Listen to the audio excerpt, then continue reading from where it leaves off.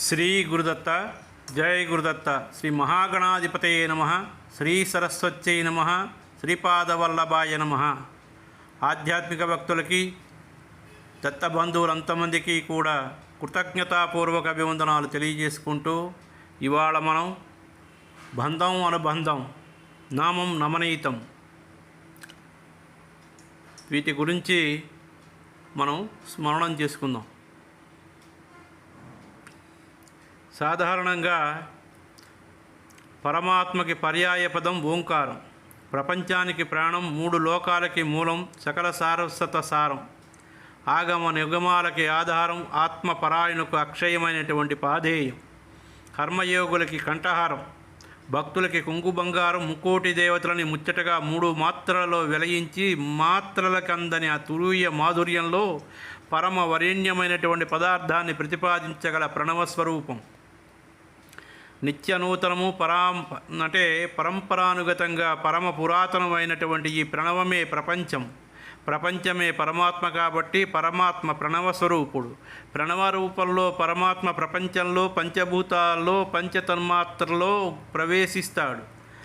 పంచతత్వాల్లో ప్రవేశించినటువంటి పరమతత్వం, పరతత్వం విశ్వమంతటా వ్యాపించి ఉంటుంది. అది లేని చోటు లేదు. అదే సమస్తం, అదే సర్వస్వం, అదే విశ్వం. ఈ విశ్వాత్మకు లింగభేదం లేదు. పురుషుల్లో పురుషుడు, స్త్రీలలో స్త్రీ, జడచేతన జగత్తుల్లో జడచేతన రూపంలో సంచరిస్తూ అన్నింటినీ స్పందింపజేస్తూ మహదానందంలో మునిగి పాలకడిలో పన్నగసాయే హాయిగా పడుక్కుని కూడా ప్రపంచమంతటా నిండి ఉన్న పరాత్పరుడే విశ్వరూపుడు ఇక్కడ. కాబట్టి సామాన్య దృష్టికి సీతారాములు భార్యాభర్తలే అయినప్పటికీ సీతారాములని ఆదర్శ దంపతులుగా భావించి ఆరాధించడం ఆధ్యాత్మిక భావనాపరులో అనూచానంగా వస్తున్న ఆచారం. నూతన వధూవరుల్ని సీతారాములకు ప్రతిరూపాలుగా ఊహించుకొని పెళ్లిళ్లలో రామాయణానికి సంబంధించినటువంటి పాటలు సరదాగా పాడుకోవడం కూడా సాంప్రదాయంగా వస్తున్నటువంటి ఆచారం. ఆనందమానందమాయనే, మన రాముడు పెళ్లి కొడుకాయనే, మన సీతమ్మ పెళ్లి కూతురాయనే అని భక్తి పారవస్యంతో పాడుకునే తల్లిదండ్రులు ఎంతోమంది ఈనాటికి ఉన్నారు. ఈనాటికి గ్రామాల్లోని ఊరున వాడవాడల సమర్థ పాటలు, విభిళ్ళ పాటలు, మోజువాణి పాటలు అన్నీ సీతారాముల పరంగానే సాగుతున్నాయి. ఇలాగా జన సామాన్య జీవితంలో చోటు చేసుకున్న సీతారాముల దాంపత్యం మహర్షులకి, మహాత్ములకి కూడా ఆరాధ్యమైంది. దీనిని బట్టి సీతారాముల ప్రేమానుబంధం క్షణభంగురమైనటువంటి పార్థివ భావానుబంధం కాదని, ఇందులో ఏదో సనాతనం సూత్రం పరమ పురాతన తత్వాన్ని నిత్య నూతన చైతన్యంతో సమీకరించి క్రోడీకరించి లోక కళ్యాణకరమైనటువంటి శాశ్వత సామరస్యాన్ని సాధిస్తున్నట్లు గోచరిస్తోంది. సీతారాముల అభేదం దీనికి పునాది. ఈ ఇద్దరిలో సమానంగా పరిపక్వత చెందిన శీలశక్తి సౌందర్యాలు దీనికి నిదర్శనాలు. రాముడు నయనాభిరాముడే కాదు, సకల గుణాభిరాముడు, సుగుణాభిరాముడు కూడాను. రూపానికి అనురూపమైనటువంటి గుణసంపద, గుణగణాలకి అనుగుణమైనటువంటి నిర్వక్ర పరాక్రమం. రామచంద్రుడిలో లోకాభిరాముడుగా రూపొందించి ప్రపంచంలో అందరికీ ప్రియదర్శనం ఎవరని వాల్మీకి అడిగిన ప్రశ్నకి చందమామల చల్లని చూపులు నల్లనయ్య శ్రీరామచంద్రం అని నారదుడు సమాధానం చెప్తాడు. అన్ని అవయవాలు సరియైనటువంటి పాళలో తీర్చిదిద్దినట్లు అమరిన అంగసౌష్ఠవంతో వెన్నముద్దలాగా నిగనిగలాడే లోకోత్తర లావణ్యమూర్తి శ్రీరామచంద్రమూర్తి. పురుషులను సైతం ముగ్ధులను చేయడంలో ఆశ్చర్యం లేదు. ఆ దివ్యమూర్తిని కన్నందుకు కౌసల్య పొంగిపోతుంది. దశరథుడు కన్న తండ్రిని చూడకుండా క్షణం జీవించలేడు. అడవులకు తరలి వెళ్ళిన రాముని వైపు చూస్తూనే దశరథుడు తన చూపుని కోల్పోయాడు. రామునితో పాటు ఆయన చూపు కూడా అడవుల పాలైపోయిందని కౌసల్యతో అంటాడు. పట్టాభిషేకం కోసం మంగళాలంకరణ చేసుకున్న రాముడు అయోధ్య వీధుల్లో వెళుతూ ఉంటే ఆ దృశ్యాన్ని చూసిన వాళ్ళు చూసినట్టు నిలబడిపోతారు. ఆ సమయంలో రాముడిని చూడని వాళ్ళు, రాముని దృష్టి సోకని వాళ్ళు దురదృష్టవంతులు అంటాడు వాల్మీకి. యచ్చ రామం న పశ్యేత్తుయం చ రామో న పశ్యతి నిందిత సర్వలోకేషు స్వాత్మాస్యేనం విగర్వతే. కానీ రామచంద్రుని రూపలావణ్యాన్ని వర్ణించినంతగా వాల్మీకి అమ్మవారి అందచందాలని, పెండ్లి వేడుకల గురించి కానీ ఆ తర్వాత వారి ప్రణయలీలల గురించి కానీ వాల్మీకి పట్టించుకోలేదు. తర్వాత వెలసిన రామాయణాల్లో ఇలాంటి వర్ణనలు కోకొల్లలుగా కనిపిస్తాయి. అసలు వాల్మీకి రామాయణంలో సీతా కళ్యాణం తలవని తలంపుగా తటస్థించిన ఆనంద పర్వం. పిల్లలకు పెళ్లి చేస్తే బాగుండునని దశరథుడు అనుకుంటూ ఉంటే సమయంలో విశ్వామిత్రుడు ప్రవేశించి సీతారాముల వివాహమైన మరునాడే విశ్వామిత్రుడు ఉత్తరగిరికి బయలుదేరి వెళ్ళిపోతాడు. ఆ తరువాత విశ్వామిత్రుడి ప్రసక్తే రాదు. దీనిని బట్టి సీతారాముల కలయికకి విశ్వామిత్రుని యాగ సంరక్షణకి ఏదో అలౌకిక సంబంధం ఉన్నట్టు తోస్తోంది. యాగం అనే నెపంతో ఆయన రామకార్యార్థమై వచ్చాడని కులపురోహితుడు వశిష్ఠుడు దశరథుడికి సూచనగా ఈ విషయాన్ని చెబితే ఈ రహస్యాన్ని తనంతట తాను విప్పి చెప్పడం ఇష్టం లేకనే విశ్వామిత్రుడు దశరథునితో అంటాడు, మీ కుమారుడు ఎంతటి మహనీయుడో నాకు తెలుసు. అతనిలో దాగి ఉన్నటువంటి సత్యపరాక్రమాన్ని మీ వాత్సల్యం అవగాహన చేసుకోలేకుండా ఉన్నది కాబట్టి కావాలంటే వశిష్ఠుని అడిగి తెలుసుకో, మరో తపస్సంపన్నునైనా అడుగు, వాళ్ళకి తెలుసు అని విశ్వామిత్రుడు చెబితే, అహం వేద్మి మహాత్మనం రామం సత్యపరాక్రమం వశిష్ఠాచ్చాపి ధర్మాత్మ ఏచేమే తపసి స్థిత. సీతారాముల కళ్యాణమే విశ్వామిత్రుని తాలూకా ధ్యేయం. మధ్యలో యాగ సంరక్షణ, రాక్షస వధ, అహల్య శాప విమోచనం అన్నీ ఈ పరమ కళ్యాణ సంరంభానికి హంగులు. తమోగుణ ప్రధానమైనటువంటి తాటకని సంహరించి రజోలీనమై అదృశ్యగానున్న అహల్యను ఆవిష్కరించి నిత్య సత్య సందీప్తమైన సాత్విక తేజస్సుతో అయోనిజగా జనకుని వాత్సల్యంతో పెరుగుతున్న జానకిని చేపట్టడమే రామచంద్రుడు విశ్వామిత్రుని సహచర్యంలో సాధించిన సత్వసిద్ధి. విశ్వామిత్రుడు గాయత్రి మంత్రద్రష్ట, రామాయణం గాయత్రీ బీజ సంహిత. 24,000 శ్లోకాల్లో వేదమాతను బీజరూపంగా ప్రతిబింబింపజేసిన వాల్మీకి రచనకి మూలాధారం విశ్వామిత్రుని తాలూకా పాత్ర కీలకమైనది. ఈ మహర్షి సాధించిన సీతారామ సమాగం సీతాసమేతమైన రాముని ఆయనానికి మొట్టమొదటి తొలిమెట్టు. ఈ సమాగమంలోని రహస్యం, దీనికి గల ప్రాశస్త్యం జనకుడు పాణిగ్రహ సందర్భంలో సూత్రప్రాయంగా సూచిస్తే రామచంద్రునికి సీతని అప్పగిస్తూ ఆ రాజర్షి అన్న మాటలు మంత్రప్రభావంతో మననం చేయదగ్గవి. ఏమిటవి? ఇయం సీత మమ సుతా సహధర్మచరీ తవ ప్రతిచ్ఛా చైనం భద్రంతే పాణి గృష్ణపాణినా. ఇదిగో మా అమ్మాయి సీత నీకు ధర్మకార్య నిర్వహణలో సహచరిగా ఉపకరిస్తుంది. ఈమెను చేరదీస్తే నీకు శుభం చేకూరుతుంది. ఈమెకు చేయూతనిచ్చి చేదోడు వాదోడుగా ఇద్దరు జీవితం సాగించండి.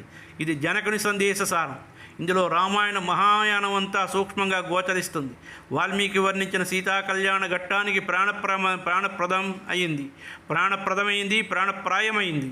ఈ శ్లోకంలోని మొదటి పంక్తిలో ఇయం అంటే ఈమె, మమ నా, తవ నీ 3 సర్వనామాలు ఉన్నాయి. ఇవి కేవలం సీత, జనకుడు, రాముడికే కాక జీవధానిలోని జీవధారులకందరికీ వర్తించే సర్వనామాలు. మా అమ్మాయి సీత మా ఇంట్లో పెరిగి మీ ఇంటికి వస్తోంది ఎందుకు? ధర్మం నిలబెట్టడానికి. ఈమెలో ఉన్నటువంటి నీకు పరిపూర్ణమైన అనురాగం ఇచ్చా అంటే నీకు శుభం అవుతుంది.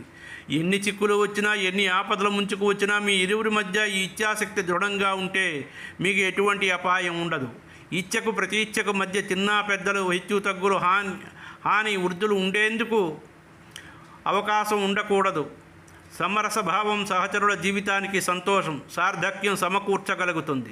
సాక్షాత్తు పరమేశ్వరి తన ఇంట పెరిగినందుకు అలాంటి సీతమ్మని పరమేశ్వరి స్వరూపుడైన రాముని చేతిలో పెడుతూ జనకుడు ఎంతగా ఏ దిక్కున పొంగిపోయి ఉంటాడో మమసుత అనే చిన్న వాక్యం చెప్పింది. ఇయం సీత అనటంలో సీతాదేవి పుట్టుపూర్వోత్తరాలు తవ అనే మాటలో దశరథనందని ఘనత చేయి 1000 విధాల వ్యక్తమవుతున్నట్లు భావించాలి. మరి ఈ లోకోత్తర భావభూమికలో పార్థివమైనటువంటి సౌందర్యానికి, సంతోషానికి అవధులు లేవు. అది మహదానంద నిలయం. సీతారాముల అద్వైత రససిద్ధికి ఆధారభూతమైనటువంటి జీవధార. మట్టిలో పుట్టి మట్టిలో లయమైనటువంటి జానకి జీవితమంతా ఈ జీవధారకే అంకితమయ్యింది. సూర్యవంశంలో ప్రభవించిన శ్రీరామచంద్రమూర్తి వెలుగులకి వెలుగును ప్రసాదించగలిగిన వేవేలు వెలుగులైతే, భూసార నుంచి ప్రభవించిన సీతాదేవి ఆ వెలుగులో వెలసిన వెలలేని వేల్పు. ఆకాశం శూన్యం, ధరణి పరిపూర్ణం. శూన్యాన్ని పూర్ణంతో సమీకరించే సుందర సన్నివేశం సీతారామ సమాగమం. సీతని చేపట్టేందుకు అప్రాకృతమైనటువంటి పరాక్రమం కావాలి. వీరాది వీరులకి సాధ్యం కాని శివధనుర్భంగం చేయగలిగితేనే కానీ సీత లభించదు. ఈ పరీక్షలో రాముడు అవరేలగా నెగ్గుతాడు. అబ్బాయి రామా, ఈ విల్లును చూడు, వత్స రామా ధనుపస్య అని విశ్వామిత్రుడు అన్నాడో లేదో రాముడు విల్లు చేపట్టాడు. పెళ్ళున విరిగిపోయింది. ముని కనుసైనగ చేసి శివధనుసుని విరిచిన సమయంలో రాముడికి ఏమాత్రం అలసట అనిపించలేదట. ఆయన ముంగురులు అలకలు మాత్రం ముచ్చటగా ముడిపడ్డాయట, అల్లల్లాడాయట. ఒకవేళ రాముడికి తెలియకుండానే ధనస్సు విరిగిపోయిందేమో అనిపిస్తుంది. ముందు ముందు జరగనున్నటువంటి ఈ మహత్తర కార్య సాధనకి ఇది మత్తు తునకగా తోస్తుంది. ధనుర్భంగం కారణం కళ్యాణం, కార్యం శక్తి కారణం భక్తి కార్యం. సీతారాముల కలయికలో శక్తి భక్తితో మేళవించి రక్తి కట్టిస్తుంది. రామాయణం మొదటి నుంచి చివరి వరకు శక్తినో భక్తినో రక్తినో ప్రసరింపజేస్తూ ఉంటుంది. అద్భుతమైనటువంటి శక్తి, అచంచలమైన భక్తి, ఆహ్లాదకరమైన రక్తి రామాయణంలో గుణత్రయి. ఈ గుణత్రయిని సాధించేందుకు సీతారాములు తమ దాంపత్యాన్ని జీవితాన్ని ధారపోశారు. కానీ నిజమైనటువంటి ప్రేమకి నికషలు ఎక్కువ. నిప్పు చూపిస్తే గాని బంగారం నిగనిగలాడదు. సీతారాముల దాంపత్యం కూడా అంతే. వనవాసం రాముడికే గాని సీతకు విధించలేదు. కానీ తనంతట తాను బలవంతంగా భర్తను బతిమాలి ఒప్పించి తాను కూడా అడవికి బయలుదేరింది. పతిపరాయణ అయినటువంటి సతి రామరహితమైనటువంటి అయోధ్య కంటే రామసహితమైనటువంటి అరణ్యమే మేలనుకుని రాముని వెంట వెళ్ళినప్పటికీ చివరికి రామవిరహం తప్పలేదు. రామవిరహంలోనే రామపత్నికి రామతత్వం, రామ సౌందర్యం బాగా బోధపడి ఉంటాయి. కంటికి రెప్పలవలే రామలక్ష్మణులు కాపాడుతూ ఉన్నంత వరకు దండకారణ్యం కూడా నందనవనంలా ఆనంద సంధాయకమే అయ్యింది. అలాంటిది రామ సందర్శనమే దుర్లభమయ్యేసరికి దివ్య చక్షువులతో రాముని దర్శించే దేవతలు, గంధర్వులు, సిద్ధులు, మహర్షులు ధన్యులు కదా అని తల్లి విలపిస్తూ ఉంటుంది. రామ సందేశం తీసుకుని వచ్చిన హనుమంతుని చూసేసరికి ఆమె ప్రాణాలు లేచి వచ్చాయి. అశోకవనంలో శోకాకులమైన హృదయాంతరంలో తిరిగి ఆశాలోకం ప్రవేశిస్తుంది. రామనామాంకితమైన ముద్రికను చూసుకుని ఆమె ఊరళ్ళుతుంది, ఉపశమనం పొందింది. మరుక్షణమే దిగులు పొంగి వస్తుంది. ఇలాంటి మనస్థితిలో, సంకటహర పరిస్థితిలో రామదూత హనుమంతుడు రామేశ్వరుని దర్శిస్తాడు. అప్పుడు హనుమంతునికి ఆమెలో అతిలోక కల్లావణ్యం గోచరించింది. ఆమె కోసం ముల్లోకాలు జయించవలసి వచ్చినా జయించి ఈమెను పొందవలసిన అవసరం రామస్వామికి ఉన్నదని రామదూత భావిస్తాడు. అంతవరకు సీతాదేవి సౌందర్యాన్ని వర్ణించని వాల్మీకి ఒక్కసారిగా ఆమె సర్వాంగ శోభని అష్టోత్తర శత పంక్తులలో వర్ణిస్తాడు. అశోకవాటికలోని సీతాదేవి నిరలంకృత ఆభరణాలు లేవు సరికదా, సరిగా జడ కూడా వేసుకోలేదు. నిద్రాహాలు లేక కృషించి దిగులుతో కుంగిపోతున్న సీతమ్మ ఇంత అందంగా కనిపించడానికి కారణం ఆమె నిశ్చల తపస్సు, హనుమంతుని నిర్మల మనస్సు. ఇంత దీనావస్థలో ఉన్నప్పటికీ ఆమె చలించదు, జంకదు, జడియదు. సర్వలోక భయంకరునైనటువంటి రావణుడు కత్తి తీసి బెదిరించినా ఆమె అతని దర్పాన్ని తృణప్రాయంగా నిరసిస్తుంది. ఆ క్షణంలోనే నిన్ను రామయ్య దగ్గరకు చేరుస్తాను, నా భుజం మీద ఎక్కించుకుని నిన్ను తీసుకువెళతానని హనుమంతుడు సీతాదేవితో చెప్పినప్పుడు ఆమె దానికి అంగీకరించలేదు. రాముడు లేని సమయంలో దొంగలా వచ్చి రావణుడు తనను తీసుకొచ్చినట్లే రాముడి దగ్గరకు తాను తప్పించుకుని పోవటం ఆమెకు ఇష్టం లేదు. ఇది తన భర్తకి అపఖ్యాతికరమని ఆమె అభ్యంతరం చెప్పింది. ఈ మాటలు వినగానే హనుమంతుడికి సీతాతత్వం కూలంకుషంగా బోధపడింది. ఆమె రామునికి తగిన భార్య అని అతను లోపల పొంగిపోతాడు. సీతాదేవి పవిత్రతకి మరో తార్కాణం హనుమంతుని లంకా దహనంలో లభిస్తుంది. 4 అంగుళాల స్థలం కూడా మిగలకుండా మొత్తం లంకాపట్టణం అంతా దహించుకుపోవటం చూసి హనుమంతుడు సీతమ్మ క్షేమంగా ఉందో లేదో అని తహతహలాడతాడు. ఇంతలో ఆమె సురక్షితంగా ఉన్నాదని తెలుసుకుని అందరూ అనుకుంటుంటే విని ఆనందించి అసలు తన తోకకి అంటుకున్న నిప్పు తనకి ఏమాత్రం అంటని కారణం సీతాదేవి ఆత్మశుద్ధి అనే విషయం కొంచెం ఆలోచిస్తే కానీ ఆంజనేయ స్వామికి అర్థం కాలేదు. అప్పటికి బోధపడుతుంది సీత అగ్ని లాంటిదని. అగ్గి కాల్చలేదు కాబట్టి కళ్యాణ స్వరూపుడి సీత నశించేందుకు వీలు లేదని నా నశిష్యతి కళ్యాణి నాగ్ని రగ్నో ప్రవర్తతే రూఢిపరుచుకుంటాడు. ఇంతకు మించిన అగ్ని పరీక్ష యుద్ధానంతరం జరుగుతుంది కూడాను. తనలోని తపశ్శక్తిని గుర్తించగా తనను సామాన్య భామినిగా భావించి తన భర్త అనరాని మాటలు అన్నప్పుడు ఈ అవమానం కంటే అగ్ని ప్రవేశమే శ్రేయస్కరమని సీతాదేవి లక్ష్మణుడు పేర్చిన చితిలో నిర్భయంగా ప్రవేశించింది. యదామే హృదయం నిత్యం నాపసర్పతి రాఘవాత్ యదామే హృదయం నిత్యం నాపసర్పతి రాఘవాత్ తదాలోకస్య సాక్షి మాం సర్వతః పాతు పావకః. నా హృదయంలో రాఘవుడు తప్ప మరొకడు లేడు, లేకపోతే అగ్నికి దీనికి సాక్ష్యం కావాలి, అన్ని విధాలా నన్ను కాపాడుగాక అని అగ్ని ప్రవేశం చేయగానే అగ్నిదేవత సీతాదేవిని ఆమెని పతిదేవతకి అక్షతంగా అప్పజెప్పి తనకంటే పవిత్రమైనటువంటి ఆమెను స్వీకరించవలసినదిగా ఆజ్ఞాపిస్తాడు అగ్నిదేవుడు. ఇది అతిలోకమైనటువంటి అద్భుత సన్నివేశం. పర్ణశాలలో సీత కనిపించినప్పుడు అరణ్యం మారుమోగేటట్టు విలపించినటువంటి రామచంద్రుడు తన సీతను తనకు చూపించకపోతే దిక్కులు దగ్ధం చేస్తానని ధిక్కరించిన రణధీరుడు ఇంతమంది రాక్షసులను సంహరించిన సీతని చెర నుండి విడిపించింది ఇందుకేనా అని ఎవరికైనా అనిపిస్తుంది. వజ్రం కంటే కఠినం, పూల కంటే కోమలమైనటువంటి లోకోత్తర పురుషుల హృదయం అర్థం చేసుకోవడానికి లోకోత్తరమైనటువంటి దృష్టి అవసరం. రావణ సంహారం కాగానే రాముడు నేరుగా సీత దగ్గరికి వెళ్ళి ఆమెను చేరదీసి ఓరడించవలసిందని సామాన్యులకు అనిపించవచ్చు. కానీ సీతారాముల సామాన్య దంపతులు కారు. వ్యక్తిగత క్షేమం కంటే లోక కళ్యాణం ప్రధానమని భావించిన ఆదర్శ దంపతులు కాబట్టి ఒకరినొకరు అర్థం చేసుకోగలిగారు. ఎంత నిర్దాక్షిణ్యంగా ప్రవర్తించినా భర్త మీద గౌరవం, అనురాగం సీతాదేవి మనస్సులో ఏమాత్రం తగ్గలేదు. చివరికి భూమాత ఒడిలో ఒరిగిపోయే సమయంలో కూడా మనసా కర్మణ వాచ యథారామ సమర్థయే తదామే మాధవీదేవి వివరం దాతుమర్హతి.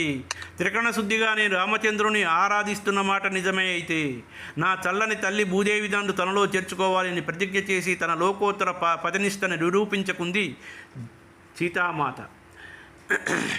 రామతత్వం సీతాదేవికి తెలిసినట్టు సీతాతత్వం రాముడికి తెలుసు. ఇద్దరి అనుబంధం హనుమంతుడికి తెలుసు. కాబట్టి సీతారాముల మధ్య వాక్సారథ్యం వహించి ఒకరి హృదయాన్ని ఒకరికి అందించగలిగాడు ఆంజనేయ స్వామి. రామనామాంకితమైన ముద్రికను సీతమ్మకిచ్చి ఆమె తలలోని చూడామని రామయ్యకి తెచ్చి ఇచ్చిన భక్తశిఖామణి ఆంజనేయుడు. తోటి వానరులు సీతావృత్తాంత కోవిదులని కొనియాడటంలో ఆశ్చర్యం లేదు. సీతమ్మని కౌగిటనే చేర్చుకున్న రామభద్రుడు హనుమంతుని కూడా ఆలింగన భాగ్యాన్ని అనుగ్రహిస్తాడు. అలాగే పట్టాభిషేక సమయంలో సీతమ్మ తన మెడలోని ఈ ముత్యాలహారాన్ని తీసి హనుమంతుడికి ఇస్తుంది. రామభద్రుని ఆమోదముద్ర కూడా దీనికి లభిస్తుంది. కాబట్టి సీతారాముల ప్రేమానుబంధం రామాయణ మహామాలకి రత్నం లాంటి హనుమంతునికి తెలిసినట్టుగా మరొకరికి తెలియదు. అలాగే రామావతార రహస్యం సుమిత్రకి తెలిసినట్టు మరొకరికి తెలియదు. కన్నతల్లి కౌసల్యకు కూడా తెలియదు. కొడుకు దూరమైపోతున్నందుకు కుమిలిపోతున్న కౌసల్యకి రామ మహిమని వివరిస్తూ సుమిత్ర అంటుంది, సూర్యస్యాపి భవే సూర్యో అగ్నిరగ్ని ప్రభు శ్రీహత్శ్రీచ భవేద్యగ్ర కీర్త కీర్తి క్షమా. మరొక్కసారి చెప్తున్నాను, సూర్యస్యాపి భవే సూర్యో అగ్నిరగ్ని ప్రభు శ్రీశ్రీచ్చ భవేద్యగ్ర కీర్త్యా కీర్తి క్షమా.